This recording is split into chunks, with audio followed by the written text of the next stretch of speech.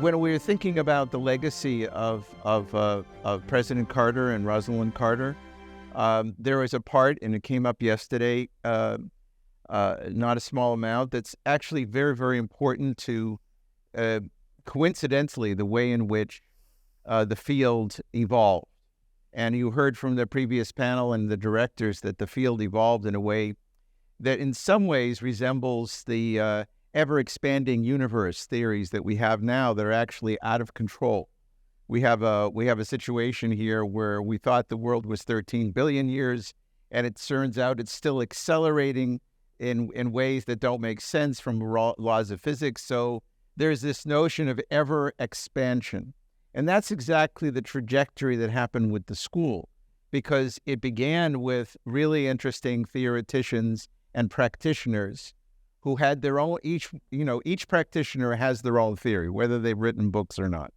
And there were practitioners, and then there were theoreticians that were coming off of a more universalist approach to the human being.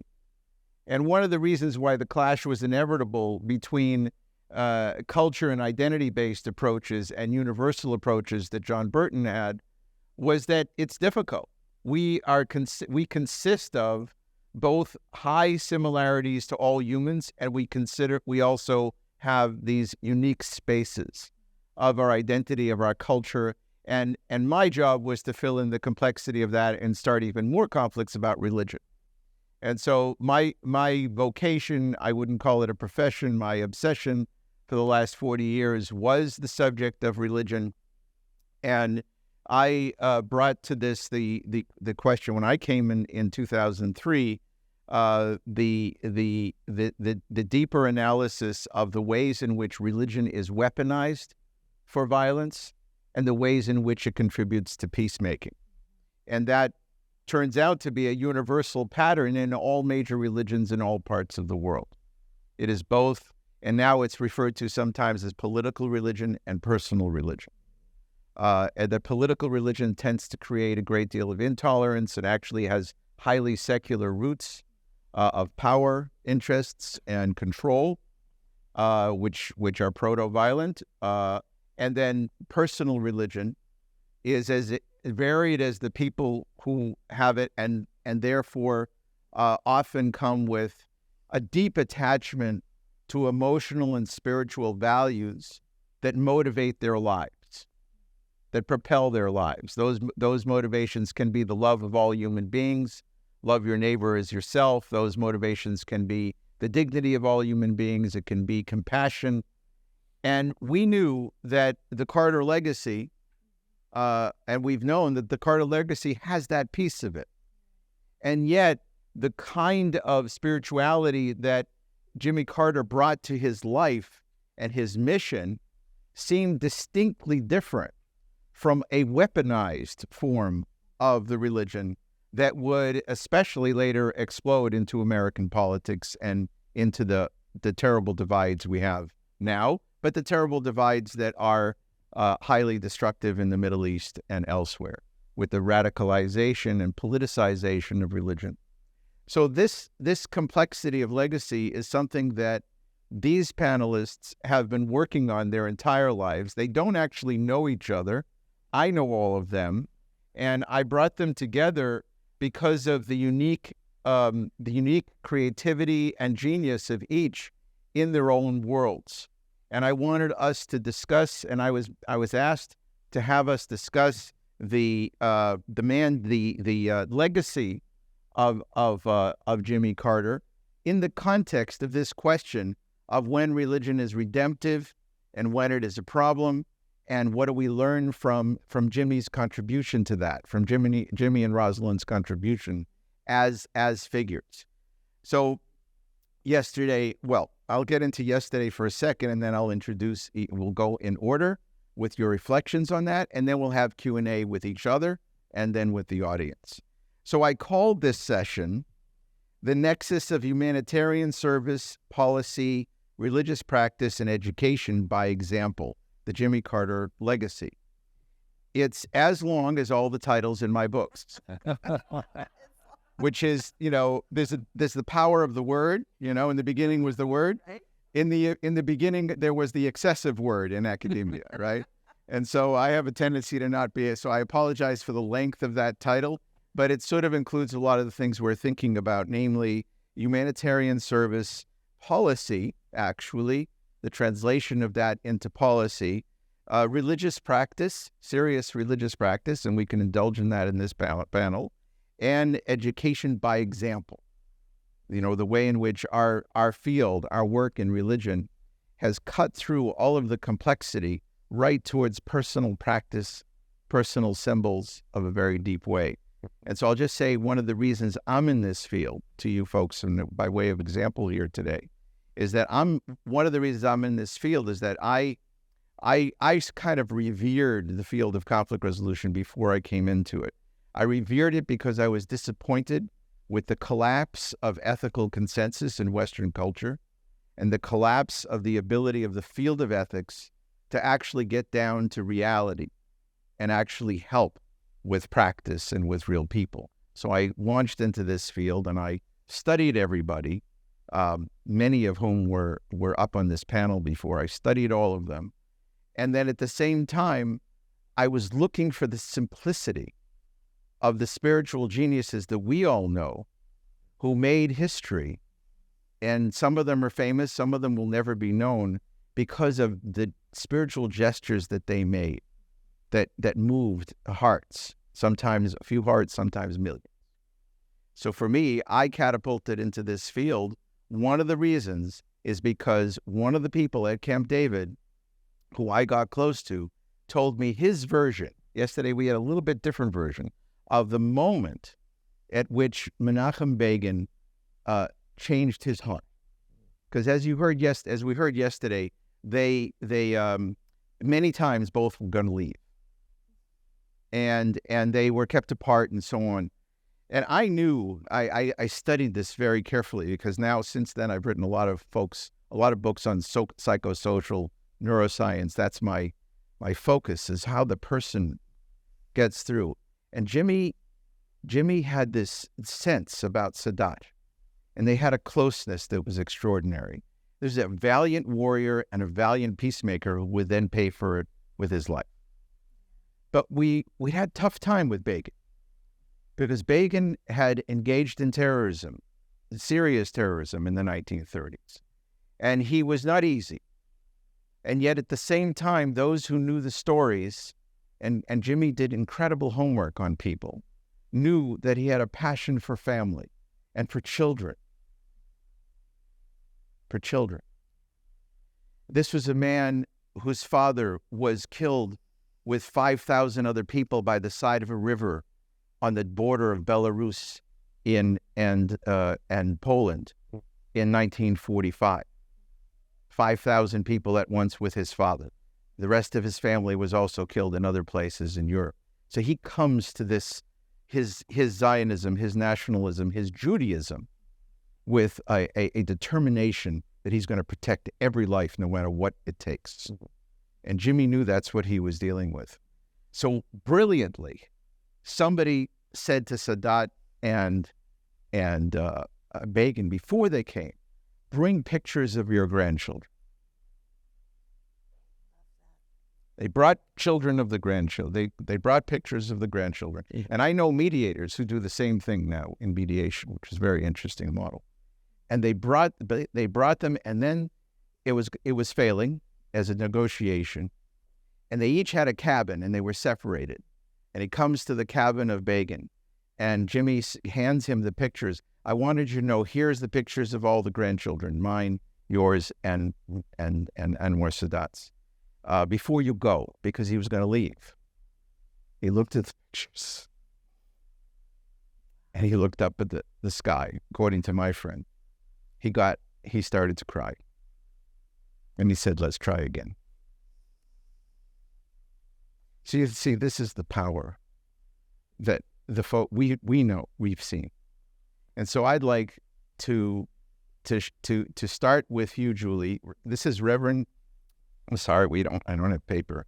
This is the extraordinary Reverend Julie Pennington-Russell, who's the senior pastor at the First Baptist Church of the city of Washington, D.C., introduced to me and my wife, Crystal, through Charlie Reynolds, Reverend Charlie Reynolds, who was known as Charlie Chaplin in the military for extraordinary work that he did, interfaith work in the field, under fire, all across the world in conflict zones in his career in the military as a chaplain. And so we came to the service, and we sensed a connection with you. And I know that because of the spiritual tradition you come from, I wanted you to be the first to comment on what is your understanding of Mr. Carter and the spiritual tradition that you come from. And I'd like to start with that, and then we'll move on to Reverend Rodney. Well, that's such a wonderful question, and I would describe. So let me say this first. Jimmy Carter joined First Baptist Church along with Rosalynn and their son Chip and Chip's wife Karen, their daughter Amy, on the very first Sunday of his presidency, and they came as a family. Amy was baptized 2 weeks later. Of the 48 weeks of his presidency, Jimmy Carter was participating in worship at least 75 times. So he was very, very present. He taught a Sunday school class like he does in Plains. Almost immediately he began to teach, and he taught probably about 14 times during his presidency. And at one point during a dinner that the Sunday school class had, he just told them, he said, "You have made our lives normal lives." He said, and he was really speaking about the congregation, he said, "You have given stability to us in what is inherently an unstable kind of job." And he said, so he blessed the congregation for that. And I think, as Suzanne pointed out this morning, community was very, very important to the Carters. And so immediately upon arriving in Washington, they surrounded themselves with Christian community.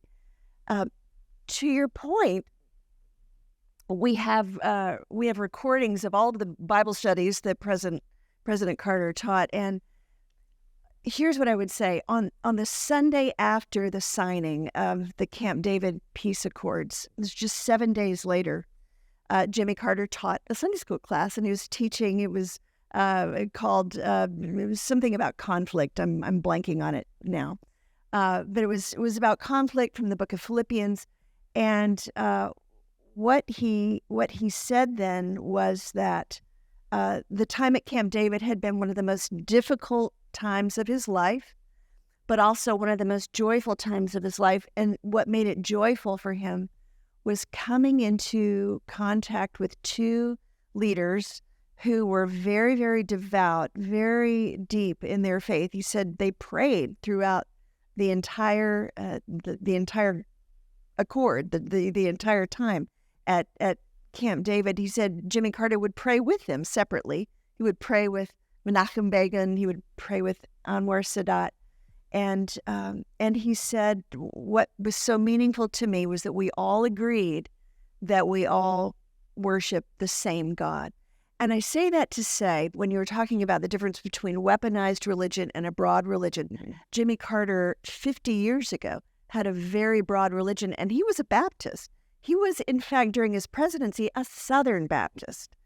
And yet he acknowledged that as children of the Abrahamic faith, all worship the same God. He said that to Anwar. He said that to Menachem.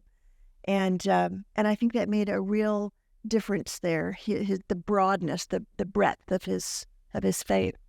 That's much more than I expected. I didn't even know of the connection to your church. I was thinking of your spiritual legacy and the great work that you've done, and I didn't even know that they actually. It's incredible, wonderful synergy. I want to introduce now the wonderful Reverend Rodney Sadler, who's on the faculty of the Union Presbyterian Seminary. But much, much larger than that is that Reverend Rodney has been a pioneer for his life in interfaith work, civil rights work, ecumenical work for the sake of social justice and social change. And I've come to admire and revere his spiritual strength in the face of so many different challenges that we've had. Especially, I got to know you in the last 5 years of the difficult years since 2016. Online, most of our relationship was completely online in the COVID years. And so I'd like you to share what your thoughts are about Jimmy Carter, his Christian faith, how it expressed itself in terms of the work that we do in peace building and social change. Well, thank you. And it's wonderful to be here, Marc. Thank you so much for having me. And it's wonderful to be able to be here and talk about Jimmy Carter. I do not know Jimmy Carter. I did not pastor a church where he is. I've known Jimmy Carter mostly from a great distance all of my life, and have had the deepest admiration for him as a president, as a Christian, and as a human being. I often make the comment, I'm a black guy, so Barack Obama is my favorite president. Okay, hands down. But Jimmy Carter is, I think, the best human being who's ever been president. And when I think about why I believe that, is because he's a person that seems to sincerely live out his faith. The words that are on the pages of Scripture seem to be manifest in the way that he lives his life, in the things that he does, in the choices that he makes, difficult choices. I remember when I was at Howard University many years ago, I studied with James Carter, who apparently worked with Jimmy Carter years ago, a class on presidential politics. And he talked about the way that Jimmy Carter he called him a micromanager. But every decision that was made under his administration, he had something to do with. That he thought about it, he processed it, he considered it from not just what's politically expedient, but what's morally prudent. And how do we come to a place where we can make those kind of decisions? And that this was what's behind the whole Camp David Accords. There's something greater at stake than just the exigencies of the moment. There's something greater at stake. So again, I've only met him one time in my entire life. I think that was when he put out, was it Palestine, Apartheid or Peace? I remember just shaking his hand and melting, just because I was finally in the presence of this incredible human being, and thinking that he had, in the midst of a difficult time period, think about the conflict between Israel and Egypt at the time, he had the audacity to believe that a conflict everyone said can't be resolved could be resolved. He, for me, embodies what does it mean to envision that which seems impossible and to work for it until it becomes reality. I think that's the kind of courage and leadership that we often see lacking. I think far too often we govern toward the impossible, and we limit what is possible because of the closedness of our imagination. So I think that he for me represents an exemplar of what it means to strive for the ideal and work towards it and manifest it.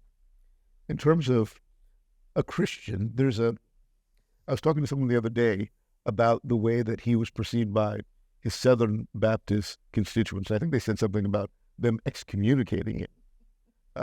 Hard to believe you'd excommunicate Jimmy Carter, of all people, because he does not line up with doctrine that they hold dear. Baptist and doctrine, we don't really have much of that anyway. But this notion that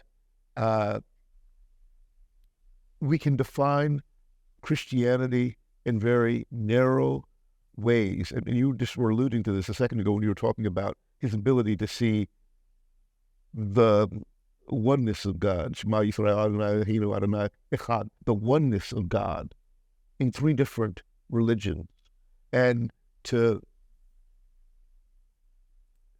venerate that which is manifest in the face of an enemy, Sadat, begging. All of us are viewing the same God. That's the kind of Christianity I want to embody. A Christianity that does not limit my understanding of humanity and divinity, but that expands it.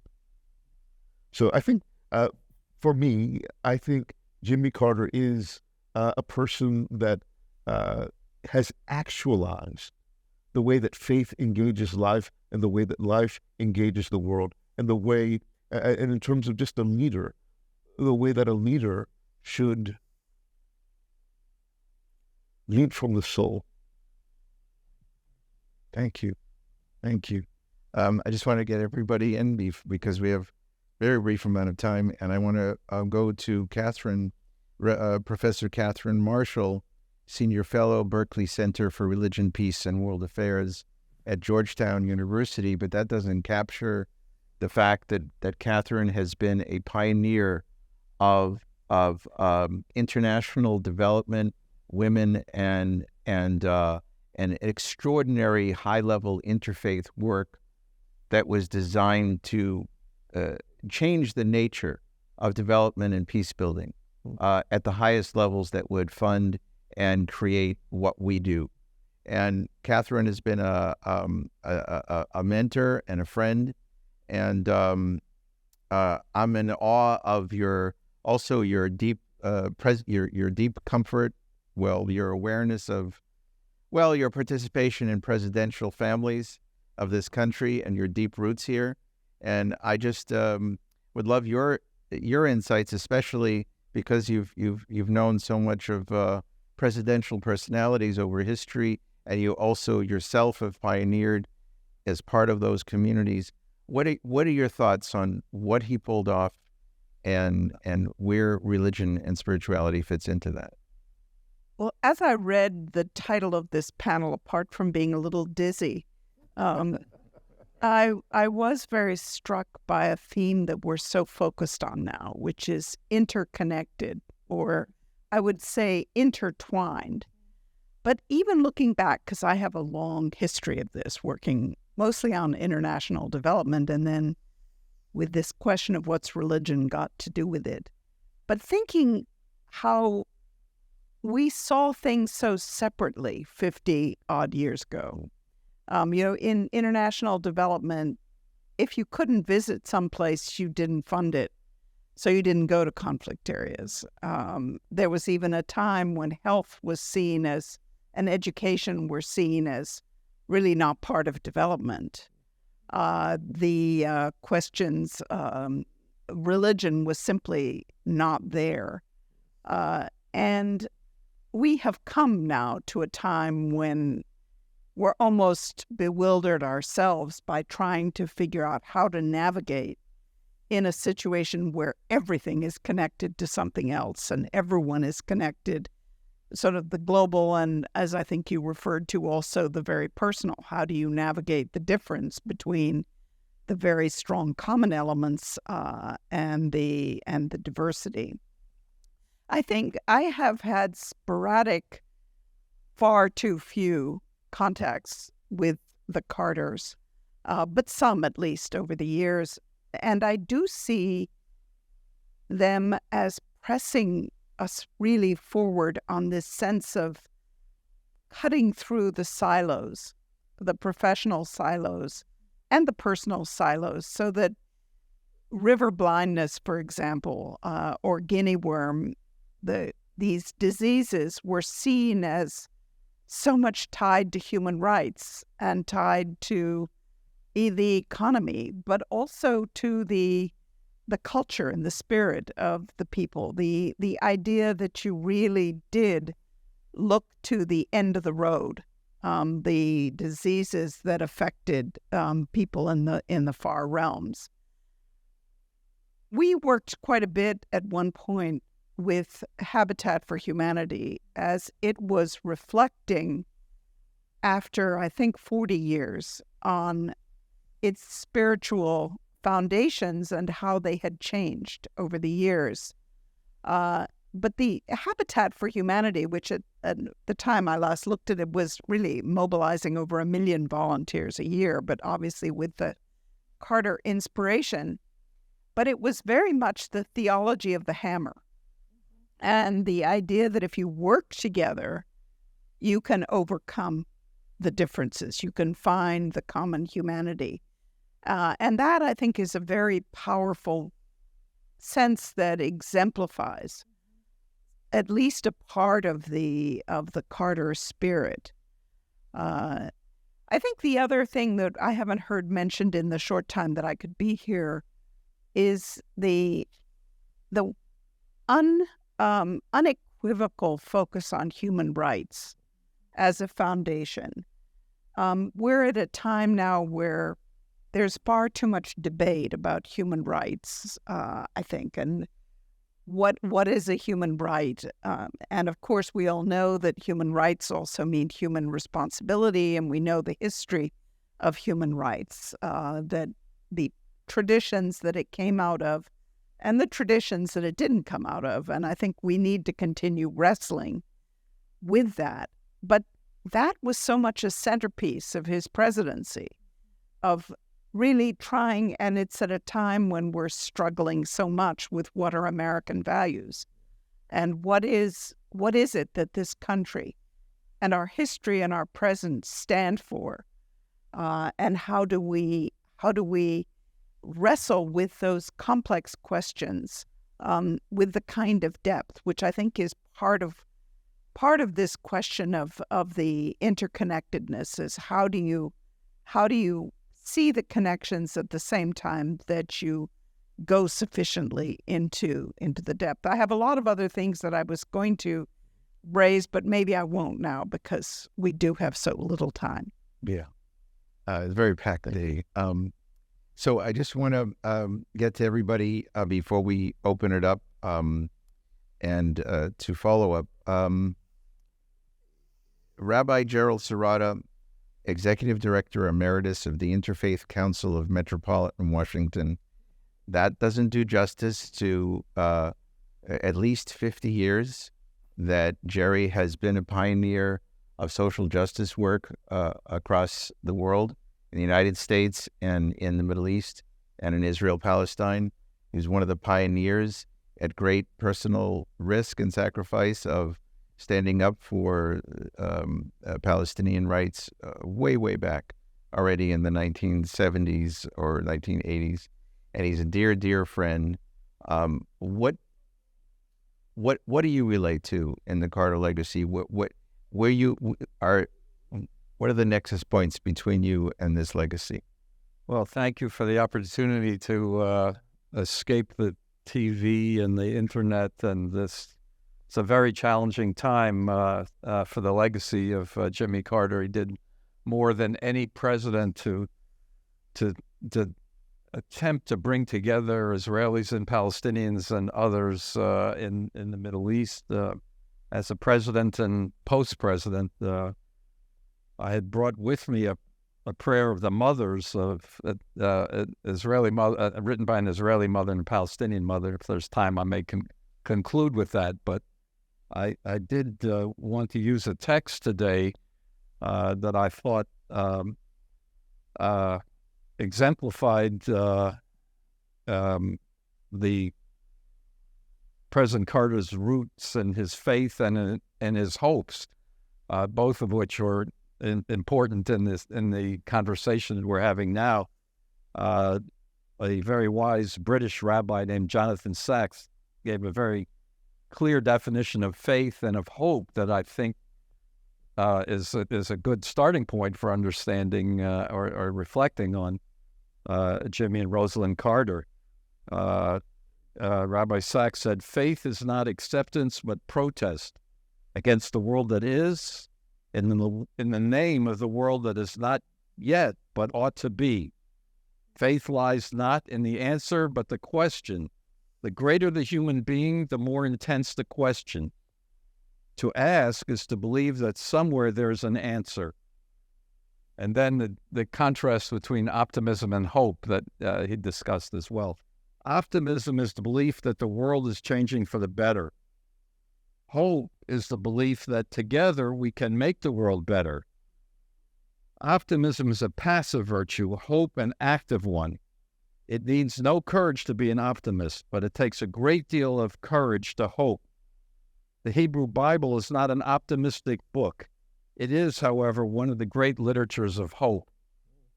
And that's what I encountered in President Carter in his writing and his living and what he stands for now. I only met him once in my life. We happened to be on the same plane. I don't remember where we were going, but he was, of course, sitting in the economy section in the middle seat by himself. And that says something about President Carter. And I went over to thank him, said I was a rabbi, and this was during the controversy around his book, and he thanked me. But I did have two other, in my life, important events, but trivial in the scope of what we're talking about. For my 60th birthday, which wasn't yesterday, I decided that the best way to have a birthday was to sponsor a Habitat for Humanity build. And that's what we did. And it was the best birthday I ever had. And I learned a couple of things from that that surprised me. One is how hard it is to work even for a few hours painting, which was probably the easiest thing to do, but to do that for 6, 7, 8 hours, even with a break, is not easy. And I thought about the President Carter, then much older than I, was still doing this on a regular basis. So I learned some respect for working people that I hadn't, people work with their hands. I also had the experience when we went to a Subway to get sandwiches, vegetarian sandwiches for everybody working on my, on the build on my birthday. I explained to the people at the Subway what we were doing, and they gave us a whole big thing of cookies. The sort of, this religious example just spread to everybody who attended how one should celebrate, how one should be in the world, and it created waves of generosity that I was lucky to enjoy. The other time I mentioned to Katherine, it happened that when Palestine Peace, Not Apartheid was published in 2006, the title made the book very unpopular in the Jewish community, maybe in other places, but and as a consequence, 12 Jewish members of the board of they devised not the real board, but just a collection of people whose names had been they resigned, and the rabbinical conference was supposed to be held in Atlanta that year. And a visit to the Carter Center was going to be one of the options on an open afternoon, and they canceled this visit right after this resignation. I wasn't planning to go to this conference, but for that reason, I said, I'm going to that conference, and I'm going to announce to people there that we're going to the Carter Center the next day. And 25 of us did, which is probably more than would have chosen to go had they stupidly made this decision. And it was an interesting experience. We were met by a leader there. I think his name was Nathan Hodis. It was his last name was definitely Hodis.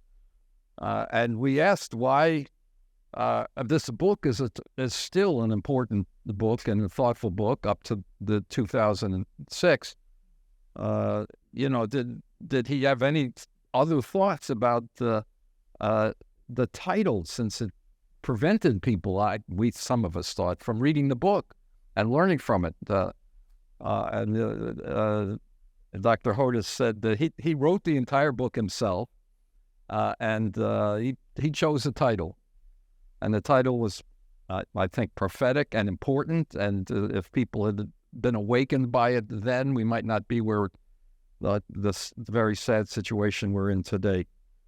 The other thing, there was one sentence in that book that was particularly inflammatory, and that's what got him into trouble, which seemed to imply that if the Palestinians were somehow the oppression and the occupation justified terror and violence.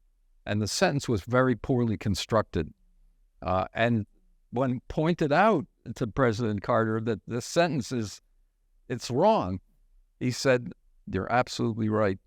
I made a terrible mistake, and the next edition, if there is a next edition, that sentence is going to be removed," which was another religious value. I don't think he was the most humble of servants, but there was a humility and an ability to say that he was wrong, which is a very important personal and religious value. The other thing that I would have mentioned is precisely what Katherine ended with. Those who know American politics know that the whole introduction of human rights into American policy is the result of Jimmy Carter. I mean, the Undersecretary for Human Rights, or whatever position in the State Department, is his innovation.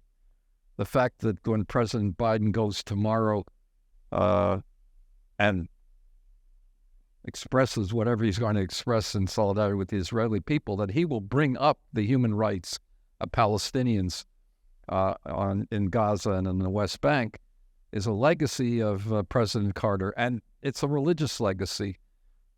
We happen to read in our scriptures in the cycle the story of the creation of the first human beings, human family. We read it last week and we read it this week, because the next original family is Noah and Nama. Everybody knows Adam and Eve, but we sometimes forget that we're all in this spaceship Earth, this large ark, and we're all of one human family. And that biblical teaching is what motivated, I think, President Carter, and all of you have said it in different ways, in acceptance of the many paths to the one God. So those are my personal encounters with him. He was a tremendous influence on me. If I had to, my one other personal story happened to be at an opera with Ruth Bader Ginsburg, my wife and I, in the Santa Fe a couple of years ago, and called my son, one of our sons, very excitedly. We were with Ruth Bader Ginsburg at the, and he said, he's about 30 years old at the time, said, "You were with the greatest living American." I thought to myself, who's the greatest living American? I can't even imagine such a concept. Only a young person could say that. And I told them, "Zach, who?" Because the person I thought of was Jimmy Carter. But it took me a while. I said, who else would you have said was the, I mean, I did the whole thing took me weeks before I could approach it. He said, John Lewis. Mm-hmm. So those are the three greatest living Americans at that time. Well, this is wonderful. I'm going to open it up soon to some thoughts from brief questions from the audience, but I want to highlight also, I've learned so much and I didn't even know all the connections. It was just, I just had some sort of hope or faith that this was going to work out. And, but I want to highlight something that Katherine said that was very interesting, is the phrase theology of the hammer. I've never heard that before. It's very powerful, but it also is an important critique teaching to the field of conflict resolution, negotiations, and diplomacy. And that is that it consistently over-focuses on dialogue and the word and not enough on relationship and the doing. Because so much of what we're talking about here is how what you do defines you. You know, what Jimmy has done that defines him, the building of the house, the gesture on the plane, the gesture with the pictures. I mean, it's what you showing up every week, teaching, that humility of participation. All of these things connected him in deep ways. I mean, he may not have known this, but Begin was also doing that in Jerusalem his whole life. He showed up as a very private person to various synagogues, and he would sit there and pray. And Sadat, in his own way, I mean, he became like this servant for a mission. And he was, I mean, by the time I got involved in 2000, and I was with the Mubaraks and with others in in these processes with Arafat and others.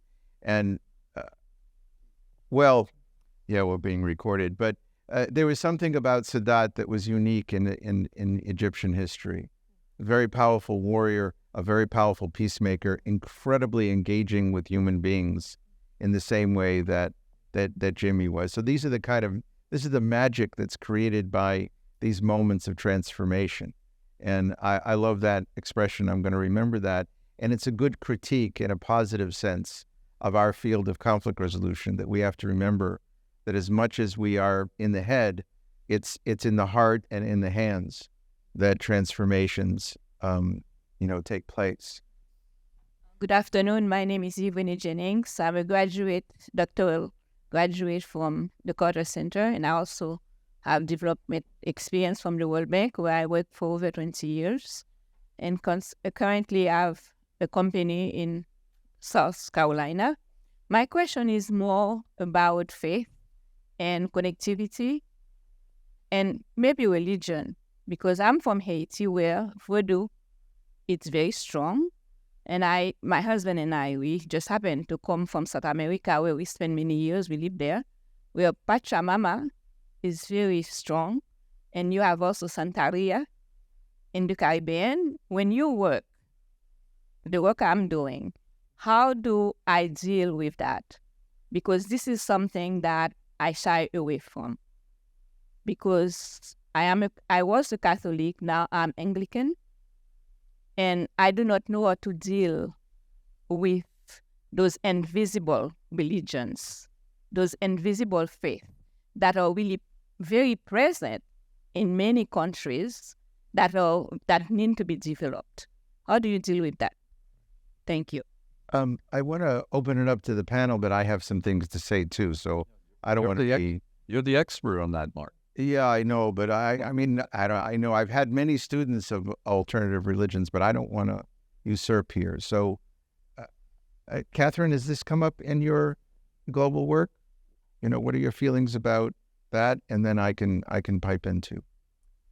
What comes to my mind immediately is being at a large interreligious meeting in around the year 2000. There was the Millennium Summit. Yeah.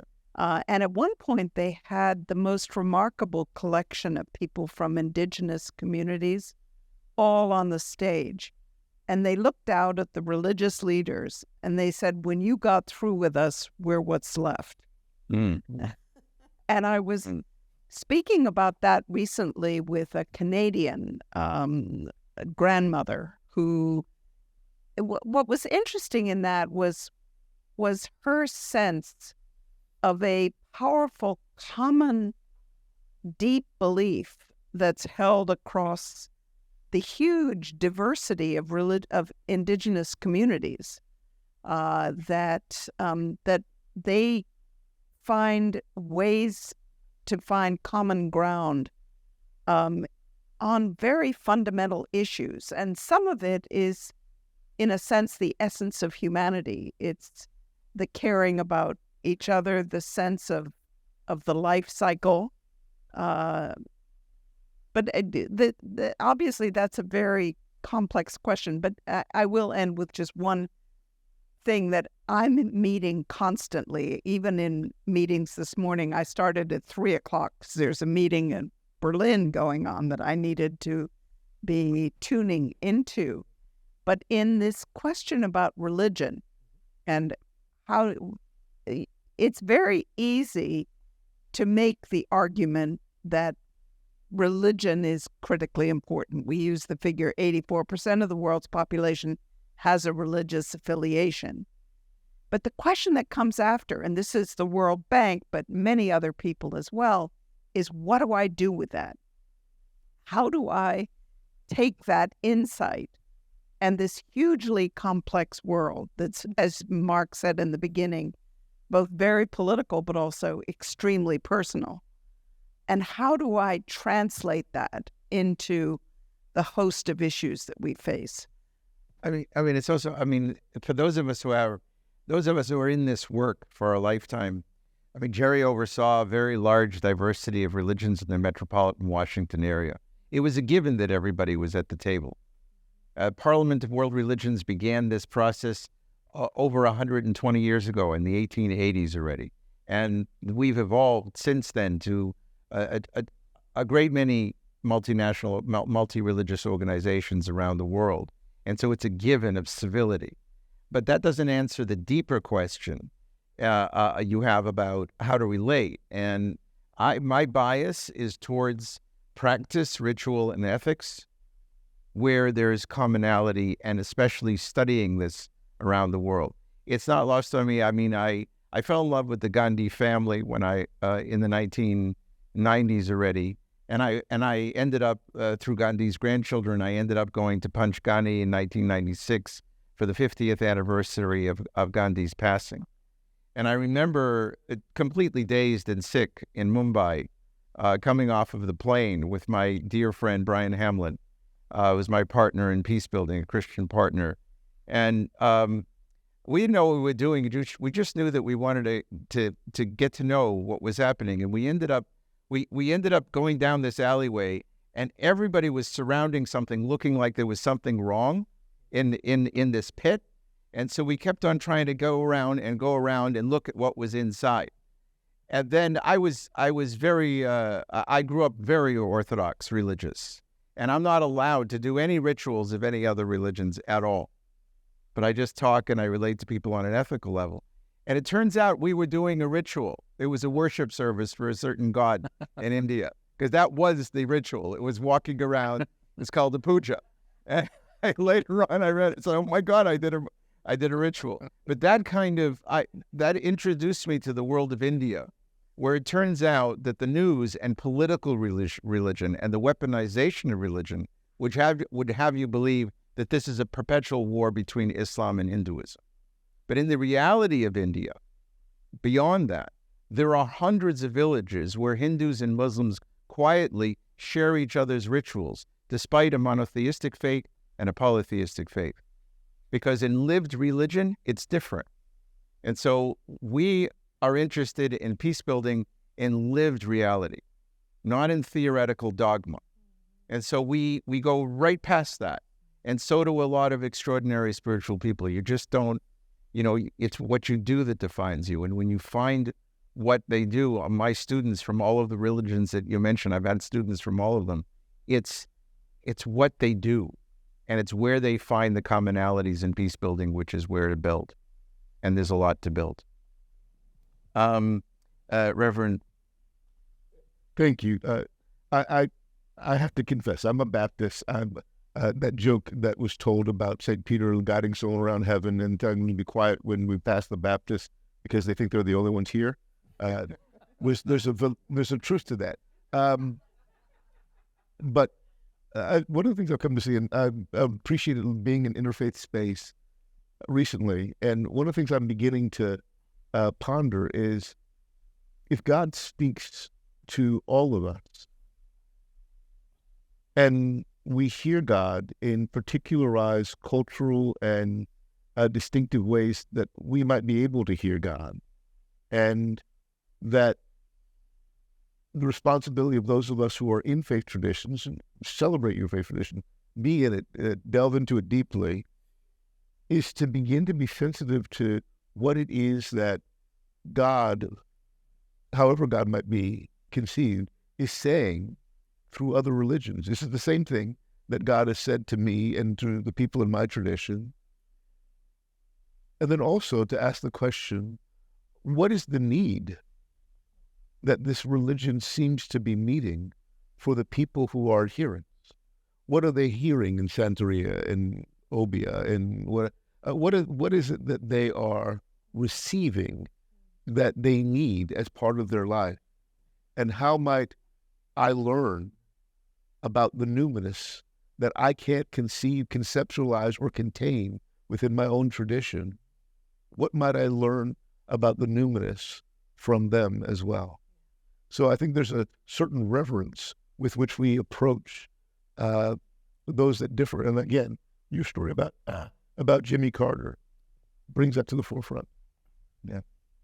I have to tell you, this fellow, we've been together through the pandemic online, trying to heal the wounds of the American universe that we live in right now with a lot of other people. And I have never had somebody convince me to pray more in my entire life. I mean, every time it's just like there's no barriers, there's no boundaries, and it's like, Marc, will you lead us in prayer now? It's like, I know I'm a doer. So, but it's it's been inspiring, and I think I'm starting to understand more and more the tradition you come from, why that's so important, and how it's such a liberating aspect of the peace and the human rights and the love of humanity that Jimmy Carter and Rosalynn Carter have expressed in their lifetime. Well, on that question, I wanted to raise the concept, Kurtzer Sendel's concept of holy envy, that there is something to learn from every faith, and the deeper you go into it, the more you see something that can increase your own faith or give a new perspective to your own faith. That's on the personal level. I mean, but I also think what you said from the very beginning to the script, Jimmy Carter's insight that people, other than celibates, who may still be grandchildren, I mean, pictures of family, what we have in common with folks, whether it's Santeria or voodoo practice, there is to go to the place that we have something in common is the place to begin, and in this case, end also. So I please thank these extraordinary peacemakers. Could I ask the first one? Yeah. Could I ask a special favor? Could we hear the prayer of the mothers?